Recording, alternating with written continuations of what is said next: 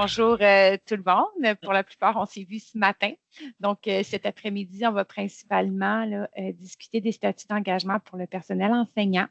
Donc, mon nom, c'est Marilyn Tétrault. Je fais partie de l'équipe du soutien ici à la GRIX. Donc, Julie.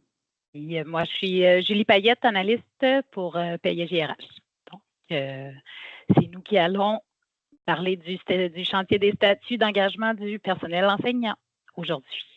Démarrons. Oui, parfait. On va y aller. Donc, juste un moment, là, je vais aller ici. Les gens. Parfait. Donc, le déroulement va être encore en 2 parties. Donc, il va y avoir une partie commune pour toutes les accréditations syndicales. Il va y avoir une deuxième partie qui va être plus précisément pour la FAE, mais c'est quand même une partie qui va être de courte durée. Donc, si vous voulez, là, tout le monde demeurer, simplement boucher les oreilles, ceux qui ne sont pas concernés par la FAE, pour demeurer pour la période de questions là, qui va suivre. Là, ça serait bien.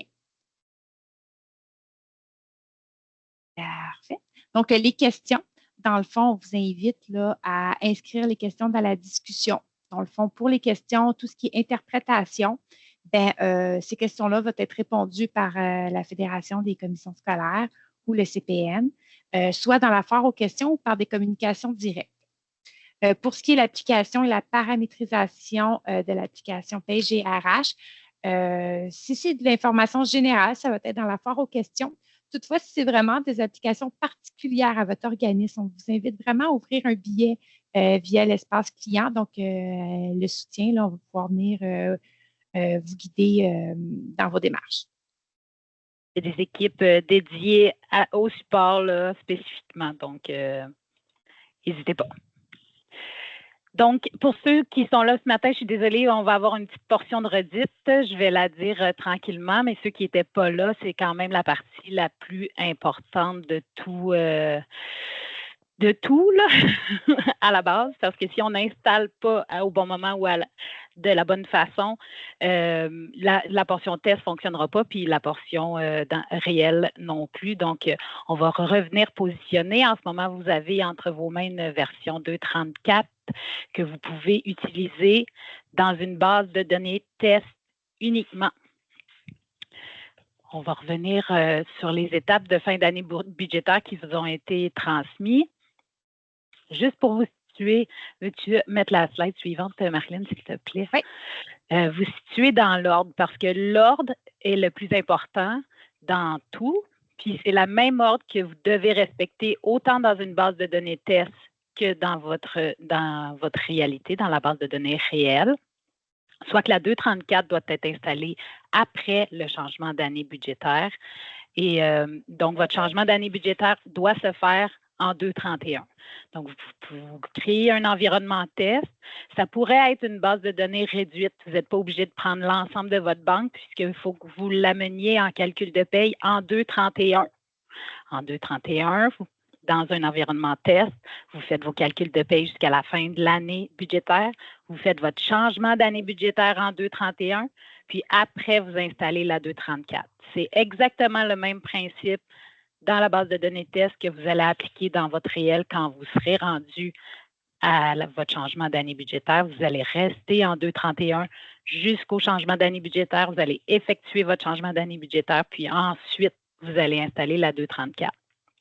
Pour les personnes qui espéraient prendre de l'avance et installer la 234 plus rapidement, 100% de vos dossiers vont être incohérents si vous faites ça. Ce n'est pas une solution du tout. Donc, envisageable. Donc, la séquence, vous l'utilisez. Si vous voulez paramétrer vos éléments, vu que les calculs de paye et le changement d'année, ça peut être lourd, là, vous pouvez avoir une base de données qui contient une portion de vos employés dans votre environnement test. Ça va vous faciliter la vie un peu. Mais en même temps, vous n'avez pas 100% des éléments là, dans ce temps-là. Il faut en être conscient quand on fait nos tests. Voilà. Est-ce que cette portion-là est claire pour tous? On va juste s'assurer de ça. S'il reste un petit flou à ce sujet, on a des pouces. c'est bon. Bonne chance. On a une question dans la Oui. conversation. Donc, Parfait. Oui. Oui, c'est exactement ce qu'on a dit, l'avancement statutaire non enseignant qu'on fait avant l'installation des banques. En fait, c'est pour vous simplifier la vie, plus qu'autre chose, vous permettre de faire l'avancement statutaire sur les anciens statuts avant de commencer votre chantier de tous les changements. C'est quelque chose qui vient simplifier le traitement de l'avancement statutaire. Après ça, si vous décidez de faire autrement, vous aurez plus de vérifications à faire parce que ça se peut qu'il y ait des éléments qui viennent changer dans vos rapports en lien avec ça. Mais l'avancement statutaire est recommandé avant d'installer la version pour vous assurer de la faire sur les anciens paramètres, avec rien de changé comme ça. C'est surtout dans la réflexion en lien avec les changements de statut soutien, là, pour ceux que ça concerne. C'est une des principales raisons pourquoi on l'a allé à cet endroit-là. Parfait. OK. Pour tout ce qui est personnes hébergées, là, on va avoir dans le question-réponse et ou des contacts avec M. Drolet là, par rapport à tout ce qui se gère pour la banque de données test. Là, ce matin, on a eu quelques questions. On a des réponses maintenant. Oui, donc, en fait, vous avez dû recevoir l'ensemble des OS hébergés. Vous avez dû recevoir un nouveau courriel de la part de M. Drolet à l'effet que tout sera disponible demain pour les OS hébergés afin de pouvoir commencer les tests. Donc, vous devriez avoir une information. Un courriel est parti en début d'après-midi. Donc, vous devriez avoir cette information. Je pense que oui, je vois les pouces levés. Donc, un grand merci. Merveilleux. Merci, Sylviane. Donc, pour la portion banque test, c'est clair, on fait les mêmes étapes en banque test qu'on va avoir à faire quand on sera rendu en changement d'année budgétaire dans notre réel. On monte la BD en 2,31. On fait nos calculs de paye jusqu'à la fin de l'année budgétaire. On change notre année en 2,31, puis on installe la 2,34. On peut faire notre test d'avancement statutaire à ce moment-là. Aussi, si on veut faire toutes les étapes. Et après, on commence les modifications. Donc, qu'est-ce qui nous apparaît quand on ouvre la paye une fois la 234 installée? Il y a les modifications de la table des statuts d'engagement où on est venu ajouter, entre autres, le calcul de l'ancienneté, puis la fenêtre de lien avec les tables. Donc, c'est à cet endroit-là maintenant que le calcul, la paramétrisation des statuts versus les codes d'absence puis les états d'emploi vont être paramétrés. Le calcul de l'ancienneté, l'ordre d'ancienneté est resté, elle, dans le menu de table. Voilà pour ça. La nouvelle table d'association de personnel, c'est vraiment la première chose à venir paramétrer quand on ouvre la 234. Vous allez voir l'ensemble des accréditations syndicales qui se trouvent et des associations. Et sélectionner celles qui ne répondent pas à vos organismes, à vous. Vous laissez sélectionner l'ensemble de vos affiliations qui sont dans votre organisme. Puis la prochaine fois, quand vous allez ouvrir, vous allez avoir seulement vos affiliations actives dans votre organisme qui vont se charger, là, parce que c'est une grosse table qui charge beaucoup de choses. C'est quand même lourd. Mais une fois que c'est parti, une fois que vous avez paramétré, c'est rare que ça change. Si jamais ça changeait, vous retournez dans l'outil filtre, puis vous allez faire un filtre sur les affiliations qui ne sont pas actives. Puis là, vous allez réavoir la liste au complet. Vous pourrez faire vos changements à ce moment-là, mais ça arrive quand même rarement là, dans la vie d'une organisation qu'on change d'accréditation. Donc, voilà. Oui, vous allez avoir accès à de la documentation après la rencontre, entre autres la présentation PowerPoint, vous allez l'avoir. OK. Parfait. Donc, à l'installation de l'AR 234, les statuts d'enseignants vont ressembler à ça. Donc, dans le fond, comme dit ce matin, le E2 non régulier de temps plein, non légalement qualifié, prend fin au 30 juin. On a l'arrivée d'un nouveau E2 qui est vraiment avec une nouvelle vocation à compter du 1er juillet. Au niveau de la FAE, on a le E4 qui se trouve à être aboli. On a également au niveau de la FAE seulement l'arrivée du concept du E5 au secteur jeune. On a une modification pour les E6 et les E7. Donc, le 20 jours et moins devient un 10 jours et moins. Et puis, on a le contraire également là, avec les E7 suppléances occasionnelles qui devient à plus de 10 jours à compter du 1er juillet 2024, les deux. On a également l'arrivée du E9, non régulier de temps plein, non légalement qualifié, à compter du 1er juillet 2024. Merci, Marianne.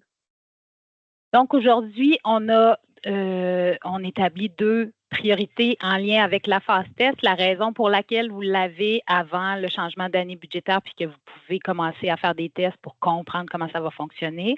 Et premièrement, il y a cette année, on a une fin d'année budgétaire chargée. Donc, vous allez venir placer vos priorités dans vos travaux. La paramétrisation de ce qu'on va expliquer aujourd'hui, ça ne sera pas votre plus gros chantier de travail. Okay? On s'entend, la paramétrisation va se faire quand même d'une façon assez simple, là, une fois que vous aurez établi vos façons de travailler. Par contre, tout ce qui vient avec la documentation, l'information à fournir à vos collègues des ressources humaines, ou les secrétaires, les services de garde, pas les services de garde, OK, on va sauver une portion, il n'y a pas d'enseignants là, mais tout ce qui est école, centre, ressources humaines, l'ensemble de la rémunération des enseignants est à revoir, là, tout ce qui est sur pièce. Donc ça va faire partie de vos chantiers là, en lien avec les nouveaux traitements particuliers d'enseignants. Donc, c'est important qu'on vienne placer. Ça va être important pour vous de prioriser la paramétrisation en lien avec vos étapes de paye. Avant la première paye, il faut que vous ayez installé minimalement vos tables de décentralisation pour ceux qui nécessitent des paiements à la première paye, puis ensuite à la deuxième, puis ensuite à la troisième. Donc, si vous êtes obligé de prioriser puis que vous ne pouvez pas tout paramétrer avant la première paye, au moins vous allez avoir paramétré tous les types de paiements qui seront nécessaires à votre décentralisation pour la première paye. Voilà. Les changements de statut d'engagement, on va les passer un après l'autre à partir de maintenant. Donc,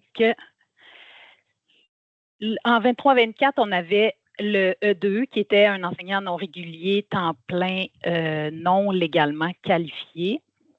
Au 30 juin 2024, tous ces emplois doivent être fermés. Les emplois fermés, puis pour ceux qui étaient là ce matin, c'est absolument pas le même concept de transfert d'un emploi à un autre. Okay? Quand vous allez réouvrir ces emplois-là, il y a un nouveau statut d'engagement qui s'appelle enseignant non légalement qualifié, mais ce n'est pas systématiquement un transfert d'un emploi E2 à un emploi E9. Vous devez réévaluer le dossier à savoir si vous lui réouvrez un emploi et si c'est un E9.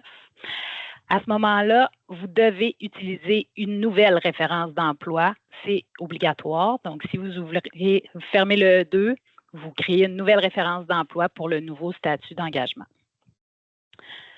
Parce que le E2 et le E9 sont complètement, sont complètement distincts et le E2 et le nouveau E2 qu'on va parler dans un instant sont d'autant plus différents. Donc, si vous fermez tous vos E2 au 30 juin 2024, et à partir du 1er juillet 2024, vous révisez vos dossiers et vous redéterminez le statut de l'emploi dans une nouvelle référence complète.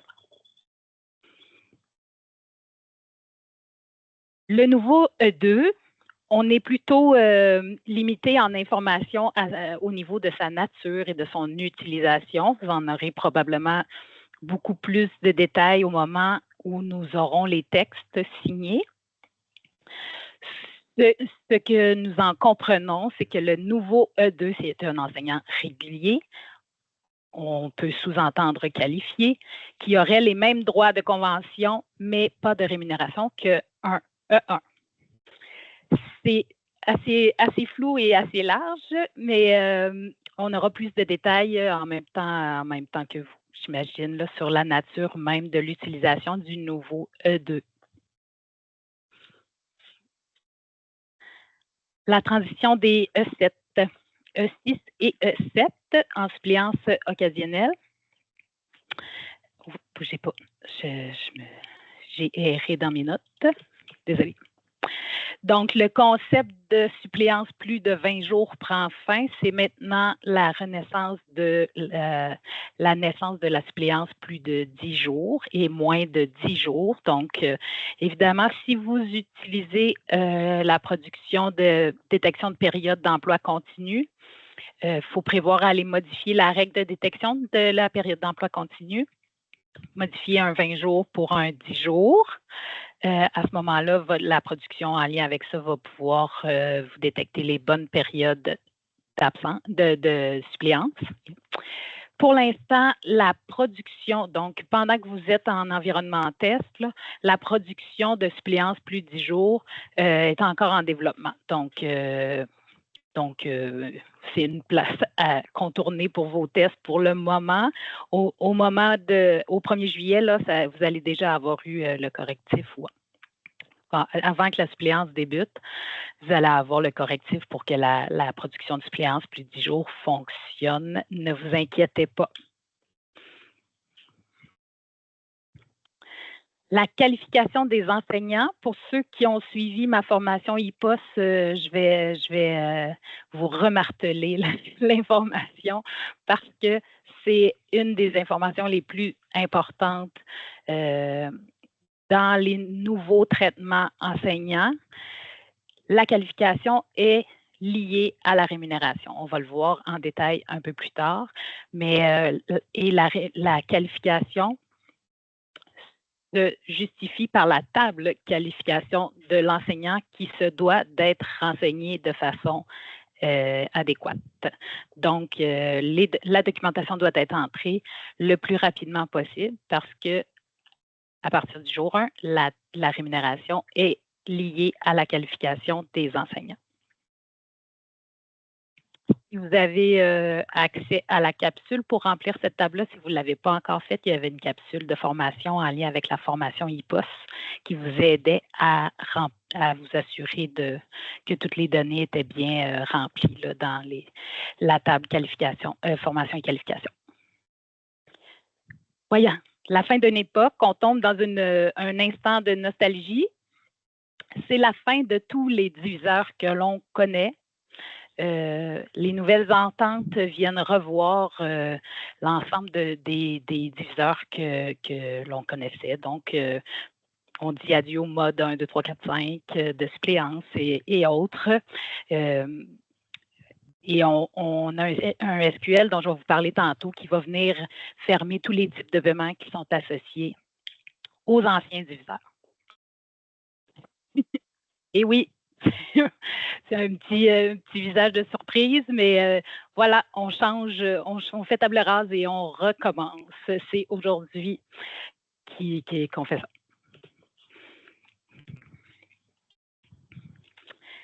Et voici les nouveaux traitements particuliers. Le traitement de suppléance occasionnelle qui est maintenant tant travaillé, tant fait. Donc, ça va venir sauver un peu quelques secrétaires qui avaient de la misère à combler les dernières périodes, j'imagine, sur du E6. La suppléance va être maintenant sur une échelle complètement encore à part, mais une nouvelle échelle complètement qui comporte seulement 2 échelons. L'échelon 1, c'est enseignement non qualifié, l'enseignant non qualifié, puis l'échelon 2 va être l'enseignant qualifié.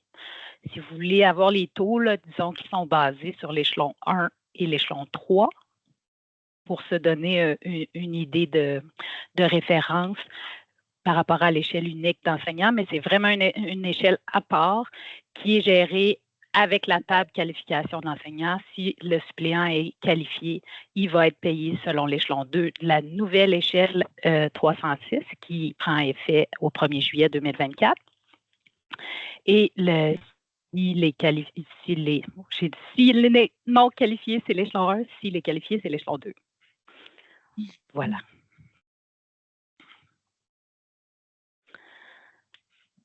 Le type particulier 31, c'est la suppléance à la tâche. Donc, c'est pour le secteur jeune, un E6. Ce traitement particulier-là va vérifier dans le dossier de l'emploi de l'enseignant à la journée de la suppléance le pourcentage de tâches qu'il a en E1 sur des emplois E1, E2, E3 et E8 qui seraient actifs à son dossier. Donc, il vérifie vraiment le pourcentage de tâches pour la journée. Si le total donne 100%, il va avoir droit à 1 millième de son échelon plus 33%. Et si son pourcentage de poste est moins de poste ou de contrôle est moins que 100%, il va avoir droit à 1 millième de l'échelon. Voilà. La compensation pour autres tâches éducatives s'adresse à tous les secteurs. C'est payable dans l'emploi en cours à l'heure. C'est en lien avec l'échelle 301, évidemment. Puis, ça vérifie le contrat de l'emploi dans lequel il est payé. Encore là, si le contrat est à 100%, il va avoir une majoration en plus de 33% au millième de son échelon. Si le contrat est moins, c'est 1 millième de son échelon.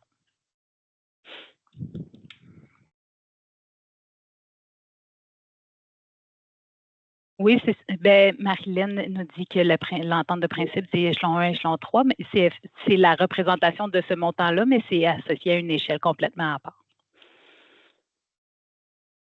Donc, le type particulier 32 de la suppléance en FP-FGA.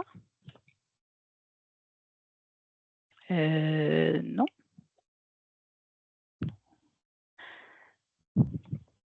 Oui. OK. Du E5 sur l'échelle. Oui, excusez. Je pensais que c'était un type qui avait disparu, mais c'est pas lui. OK. En FP-FGA, donc, le concept de suppléance en FP-FGA E5 à l'heure. Elle aussi, une échelle 307. C'est une nouvelle échelle complètement qui, elle, réfère à l'échelon 8 et 10. Donc, 8 pour l'échelon 1. L'échelon 2 représente l'échelon 10 de l'échelle 301.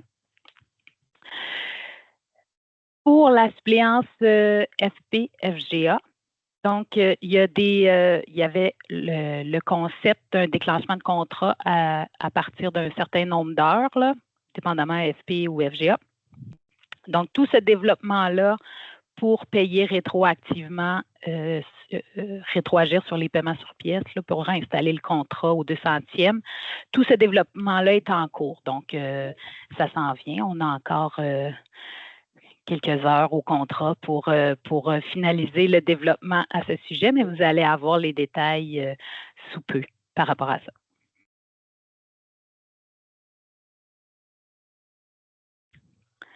Le type particulier 33, qui est de la compensation pour ATP en surplus, ça s'adresse au secteur jeune. C'est payable dans l'emploi en cours et on a eu la nomenclature des emplois admissibles. Le 9 en fait partie d'ailleurs, contrairement à l'autre type 31 de tantôt. C'est lié à l'échelle 307 aussi, qui contient 2 taux.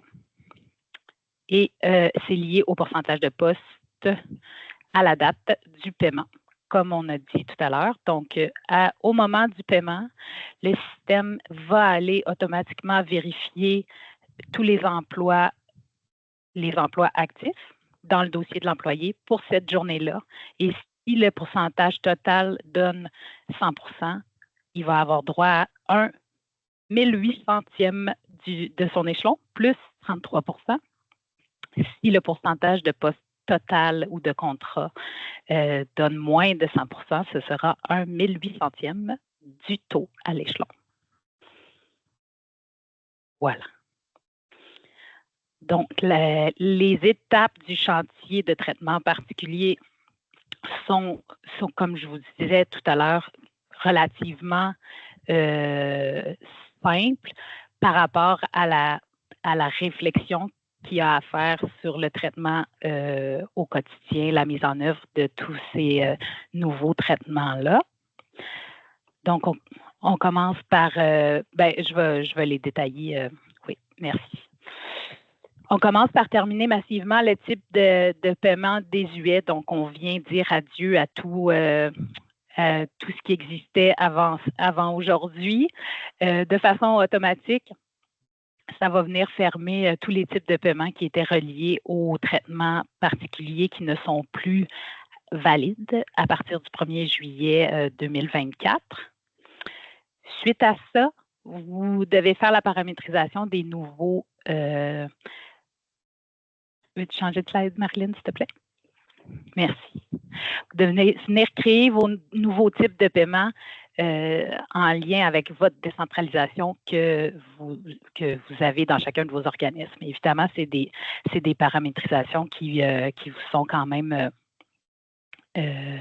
individuelles à chaque organisme, mais le principe de base va être de revenir créer un type de paiement. Par exemple, là, ici, on aurait créé un exemple de suppléance occasionnelle où on est venu appliquer le traitement particulier dans l'onglet Effets, le traitement particulier relié à la suppléance occasionnelle, qui, lui, va aller faire son travail de vérification de la qualification de l'enseignant et payer le bon montant au bon enseignant.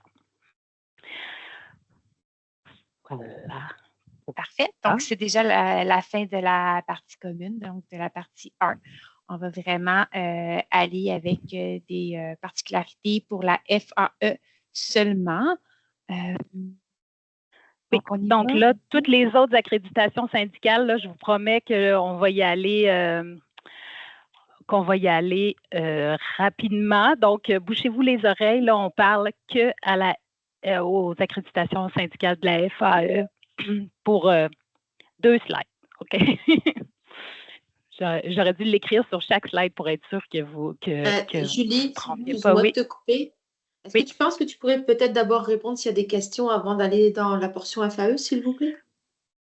Oui, mais j'en ai vraiment pour pas longtemps. On va vraiment prendre les questions après. Merci. OK. Donc, la portion FAE, il y a 2 spécificités exactement uniquement pour vous. La fermeture, on a dit que le E4 était aboli. Donc, vous devez aller inscrire manuellement une date de fin à votre statut d'engagement E4 à l'ouverture de votre paye. Vous allez paramétrer vos accréditations syndicales, puis vous allez dans la table des statuts et vous mettez le 30 juin 2024 dans la petite case date O. Donc, ça va le fermer. OK?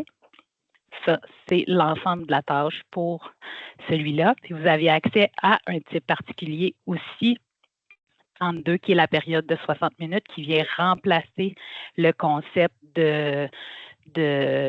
d'enseignement à la leçon E4 pour vous dans vos organismes, qui lui aussi est lié à l'échelle 307, enseignants non qualifiés, qualifiés.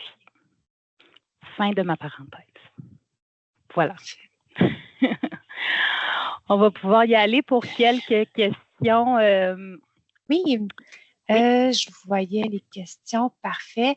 Monsieur Provost, on va vous revenir là directement pour votre question. Pour la question, là, j'avais déjà posé la question pour justement, puisqu'on met une date de fin, puisqu'ils sont terminés, est-ce qu'on peut les réutiliser? On m'a dit. Non. Je pense qu'on est mieux. Oui, parfait. mais on va venir préciser la réponse dans la question-réponse, là. Mais en gros, ce ne serait pas une bonne idée. Oui, génial. On va pouvoir vous le confirmer plus tard sans problème, M. Provost. Parfait. Donc, on avait, si on remonte un petit peu plus haut, parfois ça avait été répondu. On nous demandait quelle était la différence entre le E9 et le E2. L'ancien E2 ressemble fort probablement au nouveau E9. Mais dans les détails de l'application, ça va être dans le texte. Donc, on pouvait pas transférer automatiquement tous les emplois E2 en E9 de façon systématique. Ça va être à la réouverture là, en 24-25 pour valider la différence entre les deux. Parfait. On avait également Mme Bolduc qui avait une bonne question. Si l'employé a 100 en additionnant plusieurs postes, est-ce que c'est la production qui l'évalue? Oui. C'est le paiement. L'échelle va aller se positionner à la bonne place. Parfait. Puis c'est 100 au jour de la suppléance. Là. C'est le calcul au jour de la suppléance. Il ne regarde pas la durée du contrat ou la date de début, date de fin. Là. Il regarde vraiment la quantité de pourcentage là, additionné pour la journée de la suppléance. Parfait. Puis pour Mme Catherine Gagnon, dans le fond, pour les statuts vont changer au 1er juillet, même si les conventions officielles ne sont pas signées. Oui, effectivement, oui. Les statuts changent au 1er juillet, même s'il n'y a pas de signature. Oui, c'était le concept des statuts n'était pas lié là, aux signatures. Parfait. On avait une question de Mme Lessard. Pendant l'été, nous avons des enseignants à la leçon E4. Nous devrons donc utiliser les nouveaux types. Si elle est... Puis vous êtes FAE. Parce que pour les autres, les E4, il n'y a aucun changement. Les E3, non plus. Donc, il y a quand même...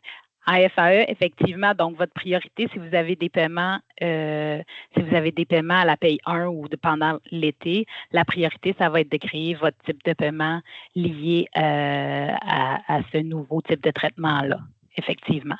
C'est ce que je vous disais. Vous êtes pas. C'est tout le temps mieux de les créer avant la première paye.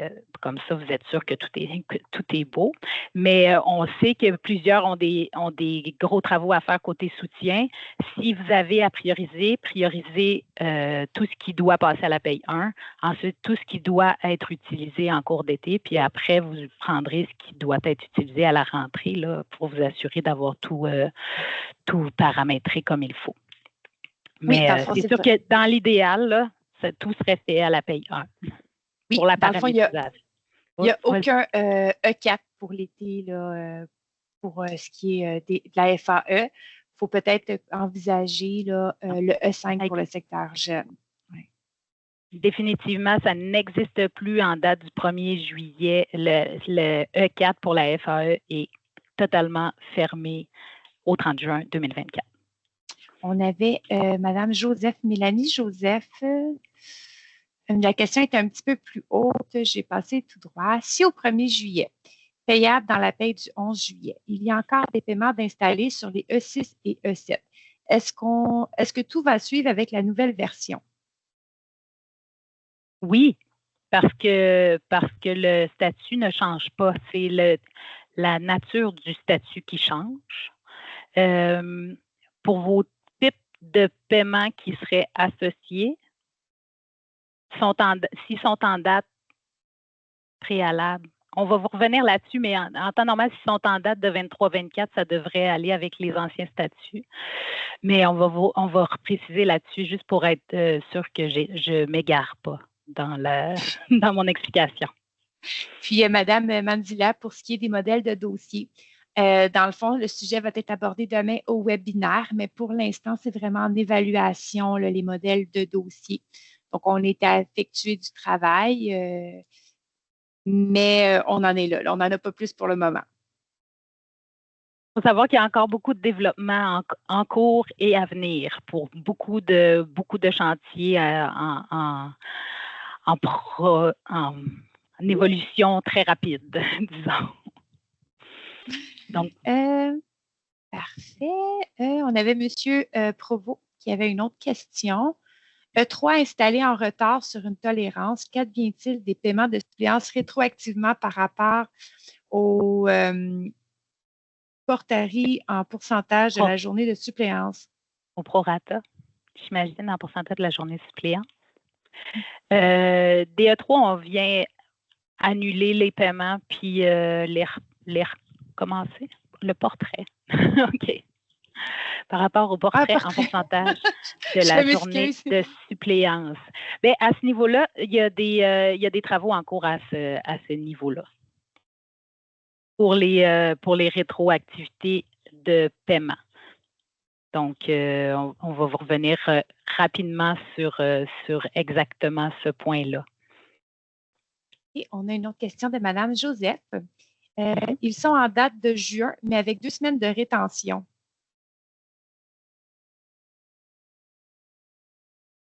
En semaine de juin, mais avec 2 semaines de rétention. Oui, c'est ça, mais c'est ce que je mentionnais, là. Si la date du paiement est préalable au 30 juin, en temps normal, ça devrait se rattacher au type de paiement qui était actif avant le 30 juin, mais je vais vous revenir là, pour m'assurer d'avoir une réponse complète. Donc, en temps normal, ça ne devrait pas poser problème. Mais tout ce qui était actif avant le 30 juin, ça sert à ça, les dates d'effectivité. Là, habituellement, là, ce qui est actif avant fonctionne avant. Puis quand ça commence la nouvelle façon de faire, il faut utiliser les nouveaux types, les nouveaux statuts et autres. Mais je vais vous revenir avec une réponse complète dans le question-réponse. Parfait. On a Mme Noël qui avait une question. Est-ce que tu veux que je la lis ou tu les vois? Non, tu peux y aller. Vas-y. OK, génial. Avec les nouveaux types de paiement pour la suppléance E6, le contrôle journalier sera modifié afin de tenir compte des nouveaux types ou bien un nouveau rapport sera rendu disponible? Le contrôle journalier est en évolution sous peu parce qu'effectivement, là, ça vient changer 100% du concept du calcul du contrôle journalier. Vous avez raison de le souligner. Puis, il est en évolution lui aussi là, par rapport à ces nouveaux types de traitements-là. Oui. Puis, Mme Mandila, dans le fond, oui, effectivement, tout fonctionne jusqu'au 30 juin. Là. On peut vous le confirmer. Oui, bien, définitivement, tout va fonctionner jusqu'au 30 juin parce que vous n'aurez pas installé la 234 avant le 30 juin. Vous allez l'installer après votre changement d'année budgétaire. Donc, oui. Donc ça, c'est certain. Mais c'est une des raisons pour laquelle l'environnement test va être tellement intéressant aussi parce que vous pouvez créer vos types particuliers en environnement test puis essayer de voir qu'est-ce qui fonctionne bien, qu'est-ce qui ne fonctionne pas bien. C'est une portion qui a quand même bien fonctionné là, en expérimentation. Donc, on est assez confiant que ça va bien aller de votre côté aussi. Par contre, je n'ai pas les réponses précises sur tous les types de tests possibles, mais ça va nous faire plaisir là, de prendre toutes les questions qui sont dans les commentaires puis d'en ressortir des réponses. Parfait. Mme Mandila a ajouté un commentaire. Elle dit non, on va l'installer avant. Mais non, parce que la règle d'or de la 234, c'est d'installer après la fin d'année budgétaire et il n'y a aucune option autre. Donc, il y a la séquence, je l'ai dit, je la répète. Je vais la répéter autant de fois qu'il le faut. Vous allez faire vos calculs de paye jusqu'à la fin d'année budgétaire en 2/31. Vous allez changer votre année budgétaire en 2/31 et vous allez ensuite installer la 234. Oui. Après la date sur le calendrier, ça ne dérange pas, mais vous allez vous rendre jusqu'au 30 juin dans la paye avant. Vous allez même vous rendre jusqu'au 1er juillet dans la paye avant d'installer la 234. Donc, on va juste remonter un petit peu plus haut. Madame Bégin, pour ce qui est de changer les numéros de type de paiement dans les tables, dans le fond, on va vous répondre, j'imagine, via le question-réponse. Oui. Oui, exactement. Ça va un peu dans le même sens là, que la première question de M. Provost. On a Mme Lévesque qui s'interroge sur la suppléance des retraités. Est-ce qu'il y aura des modifications? Pour l'instant, on n'a pas de spécificité sur les paiements de retraités. Par contre, on va y revenir aussi pour être certain que le calcul se fasse adéquatement. Alors, Mme San, elle s'interroge sur les enseignants mentors. Est-ce qu'on ferme les emplois au 1er juillet? Vous parlez de quel emploi? Les enseignants mentors. Les enseignants mentors, c'est en lien avec demain, ça, au webinaire, que vous allez avoir tous les détails là-dessus. De mémoire, c'est demain. Parfait. Ou si ce n'est pas répondu demain. Non, oui. Je pense que ce n'est pas demain. Est-ce que c'est lié avec une prime plutôt? Oui. Est-ce que je me trompe? Oui, c'est ça. Donc, si c'est lié avec une prime, c'est la semaine prochaine où on aborde toutes les primes. Mais sinon, on a l'information qu'on peut fermer les emplois avec Mentor, puisque ce n'est plus le même processus. Ça change complètement, hein? Oui, OK. Est-ce que l'installation et les travaux qui viennent avec doivent être faits immédiatement après la rase? Comme je vous ai dit tout à l'heure, tout ce qui est en lien avec les traitements particuliers, vous devez, en temps normal, si vous êtes capable de les faire tout de suite après la rase, c'est la meilleure des solutions. Par contre, plusieurs ont des gros chantiers de soutien à faire, donc vous devez prioriser les traitements particuliers dont vous avez besoin dans votre organisme à la paye 1. S'il y a des enseignants qui doivent être payés pendant l'été pour des cours d'été, pour des toutes les possibilités possibles, vous devez avoir créé le traitement particulier qui est associé à ce type de paiement-là. Autrement, ça peut attendre le moment où quelqu'un en a besoin. Donc, ça peut être un peu dispersé dans le temps, mais principalement le plus tôt possible. Parfait. Donc, on peut vous confirmer effectivement qu'il va y avoir un guide là, en lien avec tout ce qui vous a été présenté pour vous aider dans l'application, qui sera disponible. Oui, par contre, le paramétrage de vos types de paiement, faut savoir qu'il y a beaucoup de particularités qui sont liées à vos organismes. Donc, c'est important que vous en ayez créé au moins un pour chaque type de traitement qui s'adresse à vos organismes. À partir de là, c'est possible que vous en créez plus puis que vous les personnalisiez là, à votre organisme. Donc, il pourra avoir de la documentation pour le paramétrage, évidemment, mais ça va rester une base sur laquelle vous allez pouvoir travailler.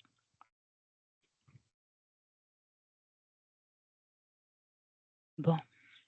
Parfait. Donc, oui, on avait une question, mais je pense que c'est peut-être un... Oui, j'ai eu une petite précision, là. Les enseignants mentors sont suspendus à compter l'année 24-25. Donc, effectivement, vous devriez avoir terminé vos emplois mentors au 30 juin, puisqu'ils n'existent plus pour le moment. Sans vouloir aller dans l'interprétation, on a une question au niveau du E5, E6, vu qu'ils seront payés au millième, donc plus davantage de 4 et de 6 % de vacances. Est-ce qu'on a la réponse? On laisse ça comme ça? On va l'avoir plus tard, la réponse des avantages sociaux liés. Oui. Génial. Bon. Je pense qu'on en a lu quand même beaucoup. Je sais que vous en avez beaucoup, mais vous pouvez continuer à les écrire ici dans les commentaires. On va tous les prendre, puis on va tous les rassembler dans un question-réponse pour être capable de répondre à toutes vos questions en lien avec ça. C'est sûr qu'il y a énormément encore d'informations à recevoir. Quand on aura les textes, ça va vraiment venir englober l'information. Mais voilà. Est-ce qu'on pourrait prendre juste un moment? Il y a Mme Lévesque qui s'interroge sur les diviseurs. Dans le fond, là, on a l'habitude d'utiliser ces termes-là, mais peut-être lui préciser c'était quoi les anciens diviseurs avant avant de Ben, c'est surtout le terminer? traitement qu'on utilisait pour chacun des. Il y en avait plusieurs là, qui étaient. Ça va avec le mode de rémunération de chacun des types de traitements qui étaient utilisés auparavant, qui ne tiennent plus. Donc, maintenant, c'est complètement une nouvelle réflexion de la rémunération puis des types de traitements pour chacun des statuts d'engagement dans différentes solutions, mais il y en avait plusieurs, là, fait que je ne m'étendrai pas là-dessus. Parfait, donc je te laisse poursuivre. Parfait. Tu peux y aller pour... on a déjà 2 webinaires de terminés pour le moment.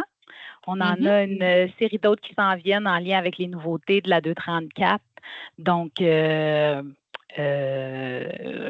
avez la liste ici. On vous y attend à chacun d'entre eux.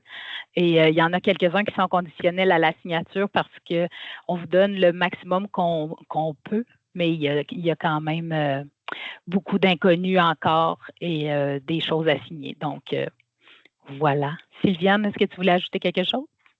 Oui, si tu peux juste passer à la slide suivante qui est importante, parce que je ne sais pas si tout le monde était là ce matin. Ce n'est pas la bonne slide. Peux-tu reprendre celle de ce matin, parce que ce n'est pas celle-là, pour expliquer le canal qu'on a créé, lié aux conventions collectives pour leur permettre directement d'accéder à une page. Donc, c'est important. Puis, pour votre information, le webinaire de ce matin et celui de cet après-midi seront disponibles demain parce qu'il faut nous laisser le temps de tout valider pour qu'on puisse vous rendre un enregistrement de qualité, ainsi que tous les documents justement liés à la nouvelle page qu'on a créée pour les conventions collectives qui va vous permettre d'accéder rapidement à l'ensemble des documents et à l'ensemble des informations pertinentes dans les sujets qu'on traite avec vous aujourd'hui. Tu peux repartager, Marilyn. Pour la question de Mme Gilbert, s'il n'y a pas signature d'ici le 11 juin, effectivement, ils n'auront pas lieu. Pour l'instant, ils sont mis aux agendas, mais c'est conditionnel aux signatures. Donc, on les maintient tant et aussi longtemps, puisque ça peut se dérouler ce soir, demain, samedi, dimanche, on ne sait pas. Donc, on maintient tant et aussi longtemps qu'on n'a pas une information contraire à l'effet de les enlever ou pas.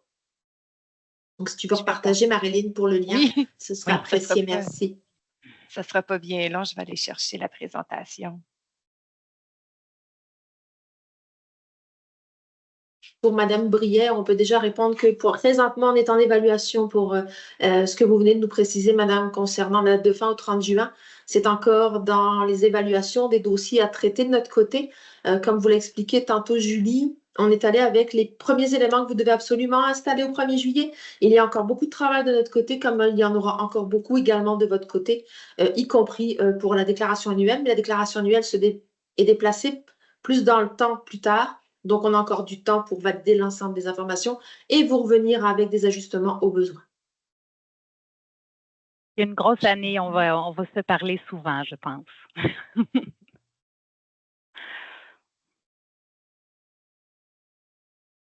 Oui. Si vous devez fermer au 30 juin, vous les fermez au 30 juin. Oui. La déclaration annuelle, ça ne lui posera pas tant de problèmes. C'est le cas, on va l'adresser. J'y arrive. Bon, je suis désolée. Il y a encore une question d'Hélène Terrien, Julie, s'il te plaît. Donc, je vais juste représenter la page dédiée aux conventions collectives. Donc, quand vous allez avoir accès aux documents, vous allez pouvoir cliquer directement sur la zone client. Puis, ça va vous permettre d'accéder à une page spécifique qui permet d'avoir l'ensemble des informations au niveau des conventions collectives. Donc, pour vous éviter de chercher dans nos communiqués l'information qui est pertinente pour vous, toutes les informations qui sont importantes et qui doivent être partagées seront directement placées dans cette page dédiée aux conventions collectives. Si tu cliques dessus, je pense que tu peux peut-être la montrer, Marilyn. Oui. Après, je vais revenir à votre question, voilà. Madame Terrien. Voilà, donc c'est dossier convention collective, puis vous voyez à chaque fois, on va mettre les webinaires, on va mettre les liens, puis on va vous mettre les suivis au niveau de cette page. Merci. Pour répondre à Mme Terrien, effectivement, si vous n'avez pas de travaux de statut non enseignant du tout, c'est quand même une année plus légère là, pour vous. l'impact est beaucoup moins grand. Donc, le fait d'avoir fait l'avancement statutaire avant, c'était surtout pour amoindrir l'impact en lien avec les changements de statut. Si dans vos pratiques, si vous le faites ailleurs, je ne vois pas pourquoi ça ne fonctionnerait pas, mais vous avez un environnement test pour faire vos tests. Là, vous avez de l'espace-temps pour pratiquer ça. Donc, tant qu'à faire un préliminaire dans l'environnement réel, j'irai faire un test aussi dans ma base de données test en 234. Ça va vous donner une réponse parfaite à votre question. Mais vite comme ça, là, je ne vois pas de problématique là, à ce niveau-là. Oui. Okay. On a M. Gauthier ici qui vous traite de chanceuse. Donc, c'est ce qui met fin à notre webinaire d'aujourd'hui. On vous remercie beaucoup d'avoir assisté en très grand nombre et ce matin et cet après-midi d'être avec nous. Comme vous avez vu, là, les autres ne sont pas tous animés par moi. Donc, on pourra voir de nouveaux visages. Merci beaucoup, Marilyn, pour cette présence avec moi. Et je vous souhaite une excellente journée. Merci beaucoup. Au revoir. Merci. Au revoir. Au revoir.